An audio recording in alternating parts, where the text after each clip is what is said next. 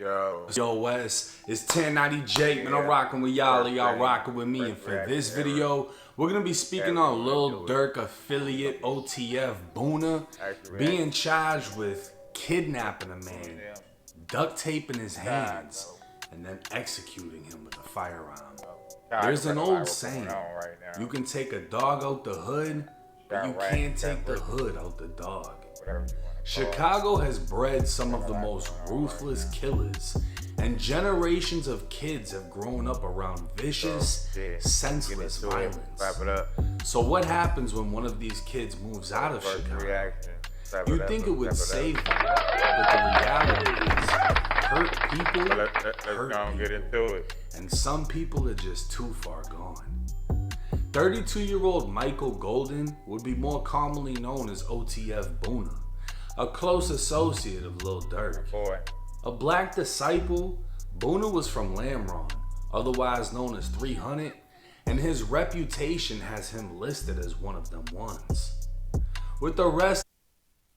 Damn, niggas out duct taping niggas' hands, execute them. These niggas, wow. As early as 17 for a weapon, 18 for armed robbery, and later for a machine gun, Boona was very much a product of his environment, but soon he'd start to exceed expectations. With Durk's rise to fame, he'd move OTF down south, making Atlanta home base. Boona was now out of the south side of Chicago, but apparently couldn't let go of his old ways. In March of 2021, Boona was accused of jumping out of an SRT Durango and opening fire on 4 people outside of a mall, resulting in a gunfight. 3 would end up shot, including a 6-year-old boy. Boona would jump back in the SUV and flee the scene without realizing he dropped his phone. This piece of evidence would lead to his arrest. 19-year-old Jakava Harris was shot in the foot before firing back at Boona. 19-year-old Deshaun Powell was shot in the back, and 18-year-old Karanji Reese would be unharmed. These 3 were members of MCF/Glizzy Gang, MCF standing for Money Comes First. The one who shot back was known as Lil Man Man, a local rapper from Atlanta, and this shootout would set off a chain of events. Note that at all. 3 months after the mall shooting, Lil Durk's house in Atlanta was broken into by home invaders and gunshots were exchanged. They didn't realize. The very next month, 19-year-old Marcus Holland Jr. was killed. He was known as Mark, was a member of MCF Glizzy Gang, and is rumored to have been one of the shooters that broke into Durk's home. It's been said they targeted Durk after Man Man was shot by OTF Boona. MCF Glizzy Gang would damn near fall apart as Man Man would be sentenced to federal prison after a federal agent was shot during a car theft. Karanji Reese would later be arrested for a nightclub shooting in which he allegedly shot 6 people, killing 2. With Durk's federal takedown, it would seem the city of Atlanta now felt like they could target OTF, knowing the main source of income behind them was gone. Just months ago, OTF Duty Low would be robbed and shot in Atlanta, and an affiliate of Quando Rondo would post his chain and watch to Instagram. But Boona wasn't hiding behind Durk's money, and Durk's lyrics would highlight the type of savage Boona is, as Durk said in his song Monitoring Me. Here's why you should switch from Google to DuckDuckGo on all your devices. With DuckDuckGo, you get a built-in search engine like Google, but it never collects your search history. And you can browse. Boona above, he gon' get up with you. See, I pay him not to get rid of. Talking about the ones with the Twitter fingers. Boona had a reputation of violence, and on July 22nd, 2025, he'd remind everyone. My husband was driving, it was around 7 a.m. when leaving to work, and he actually saw the body and saw the officers, and he stopped and he was like, you know, should we be worried? What makes this mystery even more puzzling is that neighbors say they didn't hear at 6 o'clock Tuesday morning. No gunshots, no screams, no sounds of violence that would explain how a man in his 20s ended up dead with a gunshot wound. I have 2 little ones in the house, and we're always outside here in the church, so it makes us feel scared a little bit. Police arrived on scene locating a Hispanic man who'd been shot to death, but nobody reported gunfire. The next day, the man was identified as 28-year-old Oscar Alexis Cruz, a father of 1. Investigators would soon learn of the horrors Oscar went through leading up to his violent death. An arrest warrant would be signed for Boona on August 7th. It would allege Boona traveled to Lawrenceville, a city 40 minutes from downtown Atlanta.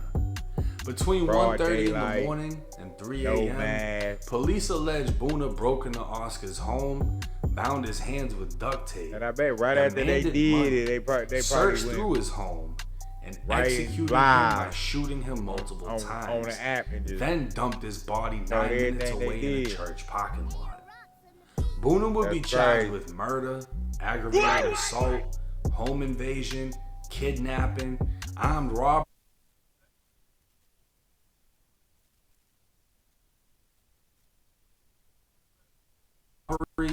and possession of a firearm by a convicted felon. Escaping the city of Chicago and moving to Atlanta for a new start, OTF Boona is just Boona without Dirk. The fame, the fortune, was sitting inside of a federal facility, while Boona was left to fend for himself and revert back to the old him. As the quote says, you can take a dog out the hood, you can't take the hood out the dog. And now, Boona is facing fucking forever. And for bounding someone with duct tape before executing them, I wouldn't be surprised if he faces execution by the state of Georgia. Now, one of the most important things to take from this video, in my opinion, is Lil Durk is OTF. OTF is nothing without Lil Durk.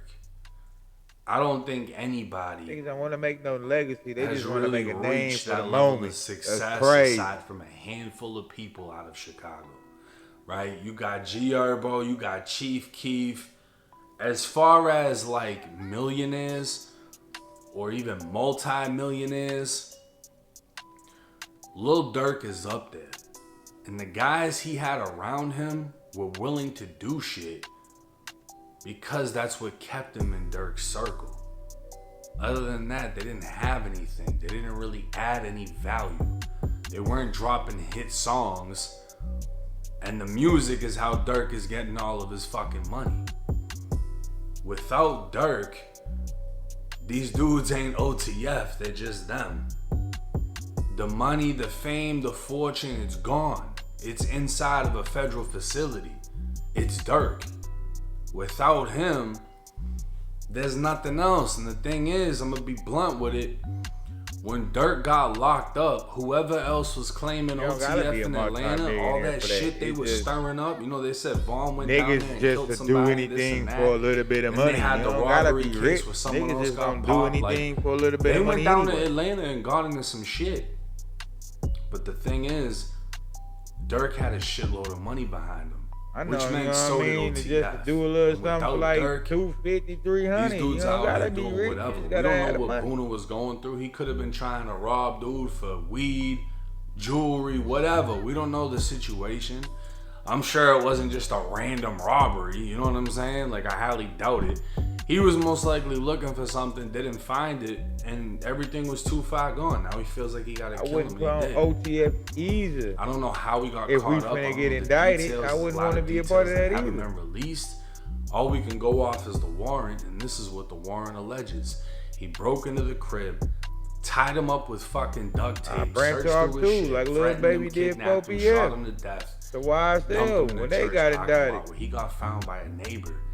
Or when that Rico came. And you know, the realization sets in when you see people that were once with a multi-millionaire traveling the world, being up on stage with him, now doing desperate crash out shit like this. And the realization is gonna hit him Even more now that he realizes he needs a legal team and he doesn't have that Drew Findling money. He doesn't have Young Thug's and lawyers money, you know? He don't have, he's just fucking Boona. What does he have? The fact that he went and allegedly did something like this shows you he doesn't have much. Otherwise, he wouldn't be risking it all. And that's honestly what I respect about Duty Low. He got robbed, he got shot, and he went and did an interview on Danza Project. Shout out to them.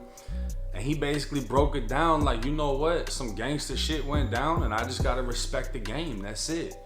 He didn't go crash out about it because he's still getting to a bag. He still has something going on. And he's staying out the way because clearly he watched his boy get taken down by the feds. And obviously nobody wants to go out like that. So I hope y'all are able to get a message out of this video. Let me know y'all's thoughts and comments in the comment section. It's 1090 Jake. I'm rocking with y'all and y'all rocking with me. Till next time.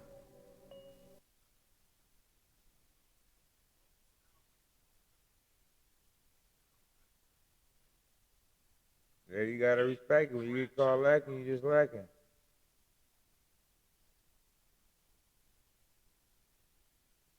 Some people love their life.